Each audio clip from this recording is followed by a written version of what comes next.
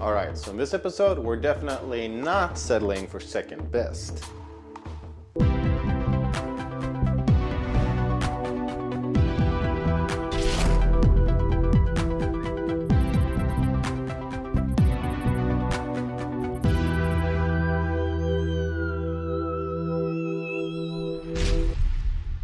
Hello and welcome to another episode of Sci-Fi Night Top 5.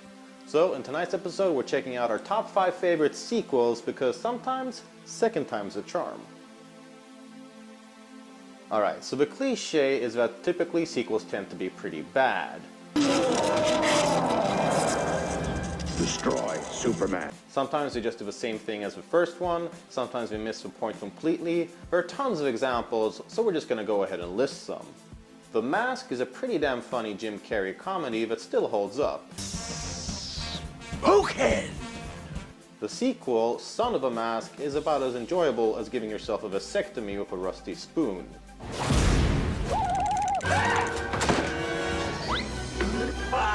Who the fuck is this asshole? Jaws is a beloved classic. You're gonna need a bigger boat. Jaws 2: The Revenge is by many seen as a completely unnecessary and unimaginative retread of the original. I think we may have another shark problem. Are you serious? I gotta admit I do kinda like it though. Just when you thought it was safe to go back in the water, the legend continues. Speed is a staple of 90s action.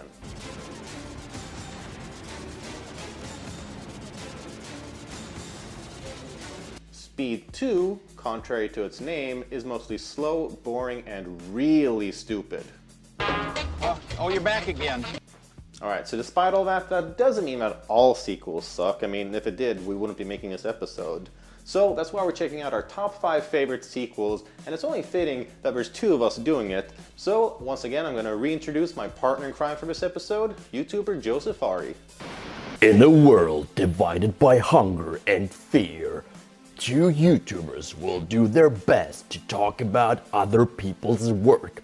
You've seen crossovers like Freddy vs. Jason, Alien vs. Predator, and Batman vs. Superman, and we're underwhelmed, if not disgusted by, Hi you guys, hello lovers of Sci-Fi Night, hello Sebastian Wendell Martinez, thanks for having me back again on this very special episode.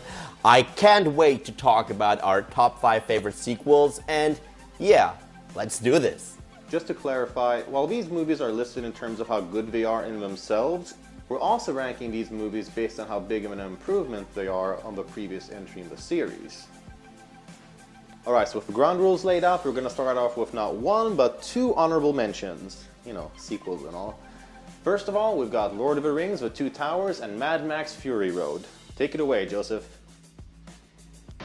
The Lord of the Rings: Two Towers. Now, that is a film that I also love and actually adore. I believe it is way superior to the original. The thing is, the Lord of the Rings trilogy to me is one gigantic movie because it literally stops and just continues with the next one. However, I love the dynamic between Aragorn, Legolas, and Gimli. Yeah, because we did see the Fellowship being formed in the first one and they went on their first quest. However, this time around, everything went against our heroes. And we see them split up. We see them having to deal with a lot of obstacles and trying to work with one another. And that does not only go for Frodo, who starts to get more obsessed with the ring. No, but especially these 3 characters. And I love the fact that we are introduced to the world of men. Because yeah, that's more relatable. And yes, best battle in the entire series. So the reason The Two Towers is my favorite entry in the series is because I just feel it's the most realistic. I realize I'm saying that about a fantasy world filled with hobbits and goblins, but hear me out. The main selling point of the last 2 movies is the huge battle that comes, and in my opinion, the Battle of the Helm's Deep is just a little bit stronger than the Battle of Minas Tirith. I just feel like Helm's Deep is more realistic, more gritty, more grounded, whereas Minas Tirith is just so over the top. I mean, Legolas is basically a one-man army, and they win by basically releasing the ghost equivalent of a blob. Still though, they're both great movies, but I just feel like The Two Towers holds up stronger, and obviously, It introduced Smeagol slash Gollum. Must have the precious. They stole it from us. And it just stands out as the most memorable entry in my opinion. Alright, we're getting post-apocalyptic with a second honorable mention, which goes to 2015's Mad Max Fury Road. Just to clarify, before you start executing us, the only reason Mad Max Fury Road is not on our list is because we were going for direct sequels. And since Mad Max Fury Road is a sequel to Thunderdome and not to the original Mad Max, it just doesn't count. But Mad Max Fury Road, yeah, not only is it an amazing sequel, but it is one of the greatest action movies of all time. I seriously believe that this movie is an achievement when it comes to action filmmaking. The framing is incredible, the pacing is non-stop, the acting is actually top-notch, and the practicality, oh my lord, the practicality. I can't remember the last time I had such an adrenaline rush sitting in a theater. That movie was incredible. So for those unfortunate bastards who don't know the film, it takes place in a post-apocalyptic world, and we follow Tom Hardy and Charlize Theron in what is more or less a non-stop action-packed chase through a gorgeously trashed landscape.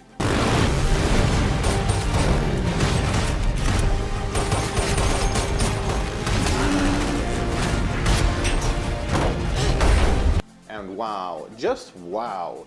In a rare return to one's original franchise, George Miller once again graced the director's chair as the man responsible for yet another Mad Max film, and this time it turned out to be the best one in the series by far. Yeah, that's right, leave it to the 71-year-old director of Happy Feet to show today's action directors how it's done. Before this premiered, most people considered Mad Max 2, The Road Warrior, to be the best in the series, but in my opinion, everything that The Road Warrior does, Fury Road just does better.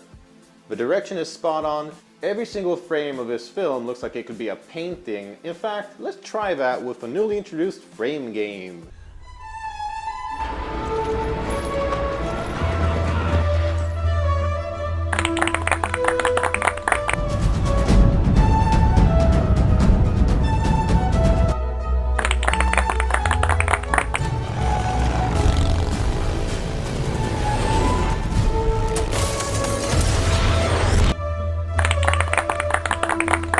Seriously though, the whole film is just pure eye candy, and around 80% of all the effects are practical.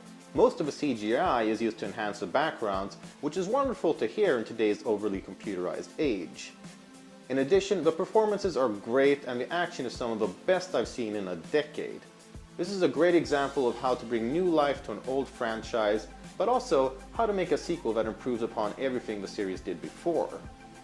So yeah, Michael Bay and all you shaky cam assholes out there, take note, this is how you make an action movie. Anyway, that leaves us with a number 5 spot. Take it away, Joseph. I'll be back. Captain America, the Winter Soldier. Now, I can tell you, I am a comic book fan, that's no news. But when I went to see Captain America the First Avenger, I was a little bit underwhelmed. Granted, I was never a huge fan of that character, and the movie was okay, it wasn't horrible by any means. But holy shit. When I saw Captain America the Winter Soldier, I was like, that's not only how you do a sequel, that is how you do a great comic book movie. They took the character that was sort of everyone's least favorite Avenger and made him interesting. How? By putting him in a world that is at odds with his values. By putting him in a world where everyone he knew is dead. And they didn't play it for comedy, they played it for drama. S.H.I.E.L.D. takes the world as it is, not as we'd like it to be. This isn't freedom. This is fear. In addition to that, they added characters like Black Widow and Scarlett Johansson. I mean, I don't have to tell you that she's hot as hell, but her character gets better with every movie. Samuel L. Jackson returning as Nick Fury was also great, and it's great to see that his moral code does not equal Steve Rogers' moral code. And Anthony Mackie as Falcon, I loved him because for the very first time Captain America gets a friend who can absolutely relate to him. He's a war buddy, he's also a veteran. They've been through a lot. In addition to that, the pacing of this movie is great. It's a very fast-paced film. It seems much more gritty than the rest of the Marvel Cinematic Universe, and it seems much more practical because of the hand-to-hand combat sequences, especially with the Winter Soldier, who happens to be a very compelling villain, even though he's not the main villain. The main villain is still Hydra. But Marvel's weakness being the villains, hell yeah, that's a great film, great comic book movie, and definitely deserving of being on our top 5 favorite sequel list. Yeah, I gotta agree with you, this is a great movie, and to me, this still stands as one of the most pleasant surprises in a very long time.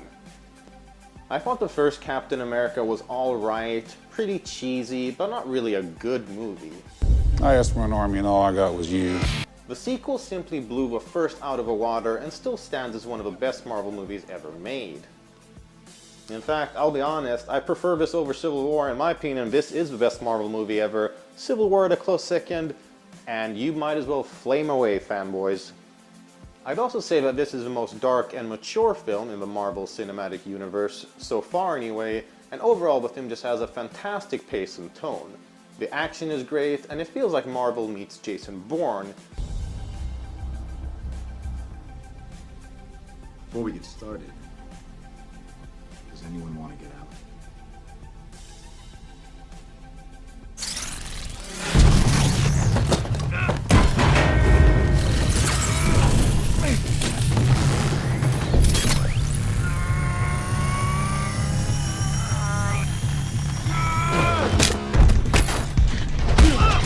Rather than He-Man Masters of the Universe, which the first one did.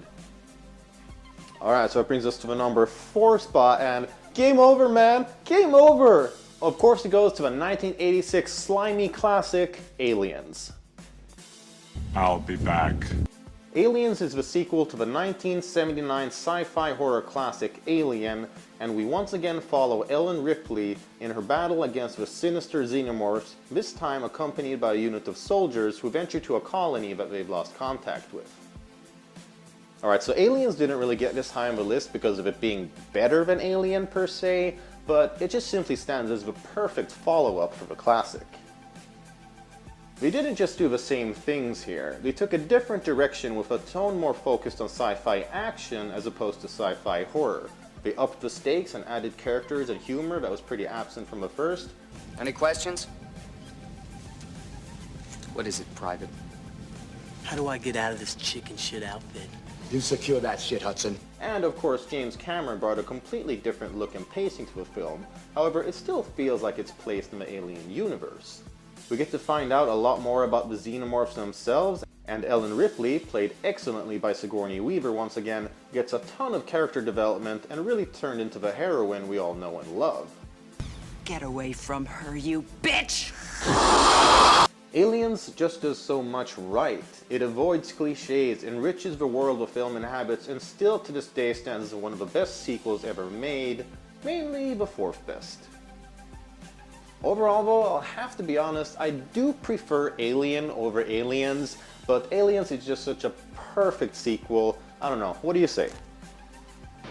Now, when I think of the franchise Alien, I automatically think about Aliens, the sequel. James Cameron did a very smart thing. As you pointed out before, buddy, he did not do the same thing all over again. No, this one was actually an action-heavy movie, but at the same time, it developed the characters and the mythology. This is the one movie where we learned about these aliens and how they operate, that there's actually a queen, that there are more of them out there, that they're drones, and they sort of act like bees in a beehive. It was incredible, but at the same time, they added a lot of colorful characters. And Ripley, this one is the movie that turned Ripley into the single most badass female action hero of all time. I mean, Sigourney Weaver was nominated for an Oscar. Can you believe that? An Academy Award for that?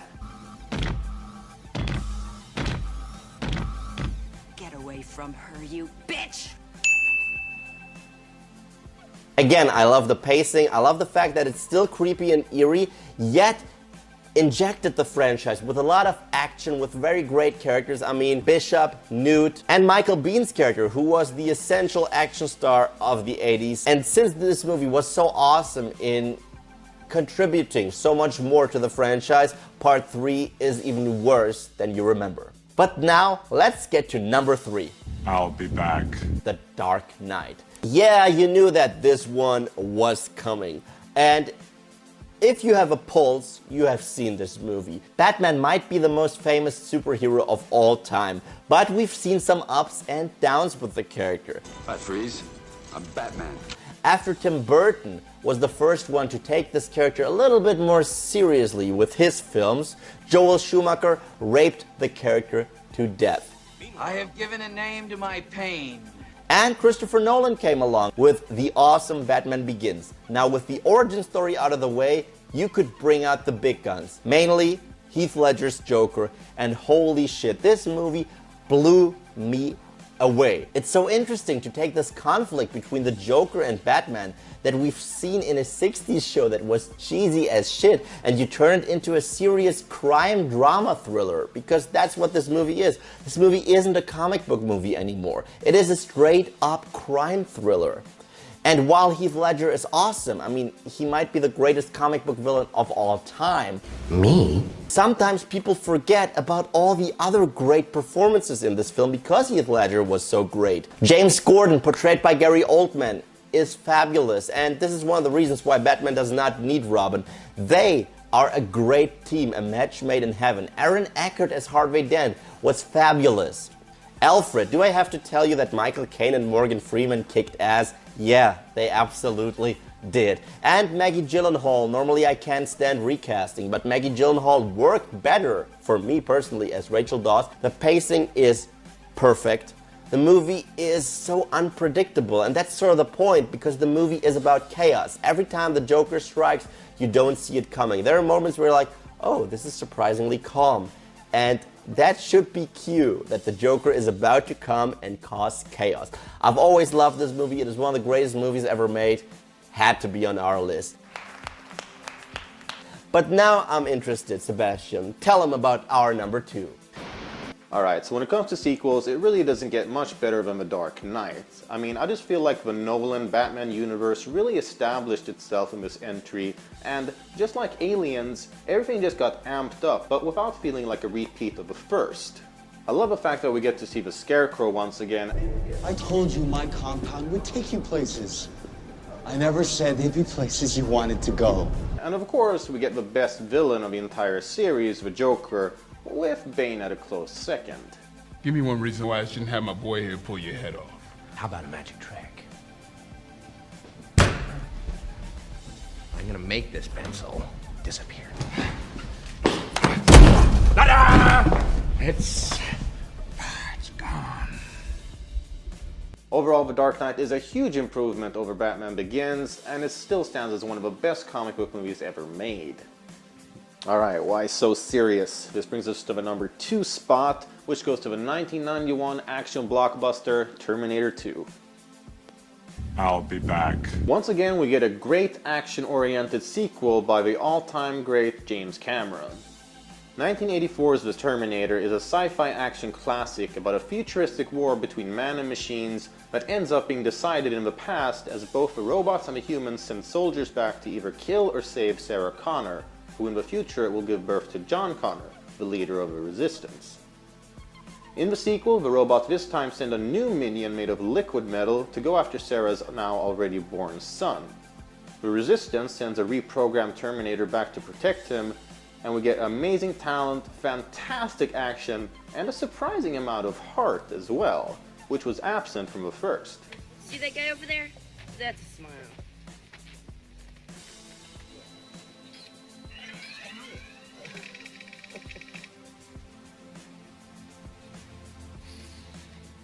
Even today, the effects hold up great, and Terminator 2 has inspired tons of other films. Once again, it ups the ante of the first and does enough new and original things to still feel fresh. We just did everything right with this film, and as he plays a robot with no emotion, this is probably Arnold Schwarzenegger's best performance. And of course, Robert Patrick is an excellent villain as well. Basically, this is how to do a sequel right. Alright, so if you're an action fan, then you have to be in agreement that Terminator 2 is one of the best sequels ever made. Is it the best though? Nah, I can't really say that. I'm gonna leave that one to Joseph Ari, but first, what do you think of Terminator 2? James Cameron has 2 entries on our list because he is the master of sequels. We already mentioned Aliens, and he kind of did the same with Terminator 2. He created a sequel that steps it up in every way possible. Not only the action and effects, no, I'm talking about the characters. The characters are so much deeper. This movie actually has some moral implications. Also, Sarah Connor, she basically turns into a human Terminator because she's out to kill someone in order to change the timeline. That makes her a Terminator. She might not be a machine, but it's the same concept. John Connor was a fabulous character. The interactions between the characters were great. It was state-of-the-art technology. And the T-1000 is just one of the greatest villains of all time. The climax, I'm telling you, hits me where I live, and this made this movie so much better than the original, and the original was already awesome. But now it's time to talk about our number 1. I'll be back. And yeah, you see that t-shirt? There's no way we were not gonna have a Star Wars movie on this list. Number 1, that's The Empire Strikes Back. Now, it's almost cliche to mention this film, but to me it is the groundwork. This is the blueprint. This is how to do a sequel 101. Because if you look at the first Star Wars, it introduced you to an amazing world. There was a lot of fantasy, there were a lot of colorful characters, but it was sort of a cookie-cutter story. This time around took it to a very dark direction, while simultaneously further developing the characters, the mythology, and the universe, because we got to see some really cool planets with Hoth, and yes, the opening battle, who doesn't love that? Dagobah, the introduction to Yoda, the themes of the Force, they do change a little bit throughout the movies. Han Solo and Leia, their romance is, to me, one of the greatest romances. The both of them are just amazing. They're not like Anakin, Fuckwalker, and Padme Amidala. No, these are some real people. They're both stubborn. They're both badasses, and I love both of them. By the way, greatest line in movie history, I love you. I know. I love you. I know.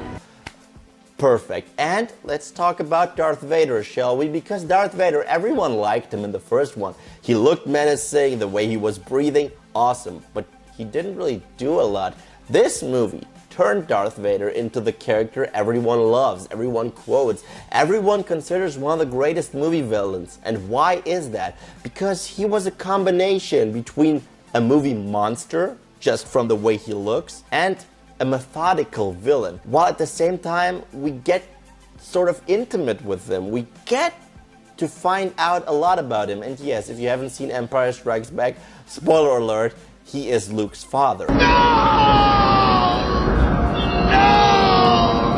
And that added so much more weight to the entire story, and especially to this character. He could kill you because he is just unsatisfied with your work, but he could also strike in anger. That's how you portray a powerful villain. And the fact that this movie is called The Empire Strikes Back is so accurate, because they strike back throughout the entire movie. Our heroes are constantly losing, and that's almost culture shock coming from the first happy adventure. But now I'd like to hear your thoughts. Sebastian, what do you think of The Empire? Yep, that's right. The Empire Strikes Back gets the number 1 spot because it's just everything that a good sequel should be. Alright, so as a Star Wars fan, of course I love A New Hope, but basically everything is improved upon. Effects, acting, direction, but most importantly, the story becomes much more engaging and riveting. It's the darkest of the original series, and all the characters get so much more depth, thereby making them all more interesting and making us root for them much more as well. Even Darth Vader gets developed quite a bit, and we can actually kind of understand where he's coming from. Luke, you do not yet realize your importance. You have only begun to discover your power. Join me, and I will complete your training. Basically, we get to see a real development of the Star Wars we all know and love, and everything about it just gets richer. Alright, so despite The Return of a Jedi actually being my favorite Star Wars film, yes, I know, despite the Ewoks, I still have to accept that The Empire Strikes Back is a better made film, and at the end of the day, it's a better sequel. So despite my personal affinity for The Return of the Jedi, The Empire Strikes Back truly deserves the #1 spot on this list. And that sums up our list. Thank you for having me, Sebastian Vettel Martinez. It's always a blast to work with you. And for all my viewers, if you've never seen his channel, check it out. Sci-Fi Night is amazing. It's criminally underrated. My buddy talks about underrated sci-fi and horror flicks. And I'm telling you, very often I see his show, I stumble upon gems. It's just quality on a very high professional level. And you definitely should check out his almost mini documentary on cursed horror productions. It's awesome, it's creepy, it's eerie, and as a horror fan, you should definitely check it out. Thank you guys, as always, for watching. Thank you, Sebastian, for having me. And I, of course, have to announce that this is not the last time you will see the both of us tag teaming something. Because we will be back for Halloween, of course. Yes, with another top list. And you're asking, whoa, what is that list gonna be about? Since last year you talked about your favorite horror flicks that you like to watch around that time. I'm not gonna tell you. Well, because where's the fun in that? You will find out yourself. Thank you guys, as always, for watching. And if you like what you see here and you want to see more, then just subscribe. Alright, so that about does it for this episode of Sci-Fi Night Top 5. I want to give a huge thanks and shout out to my buddy Joseph Ari for helping me out with this video. And if you guys aren't already subscribed to his channel, what the hell is going on? I mean, come on, he does some of the best and most insightful movie reviews on YouTube right now. Check out his video on Cabin in the Woods, check out his video on the Suicide Squad spoilers, and basically there's just way too much to list, so, click the link on the screen right here. But you guys should also let us know what your top 5 favorite sequels look like in the comments below. And until that, we'll catch you guys next time.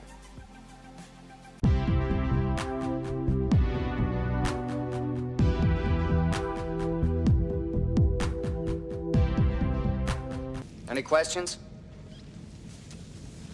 What is it, private? How do I get out of this chicken shit outfit? You secure that shit, Hudson.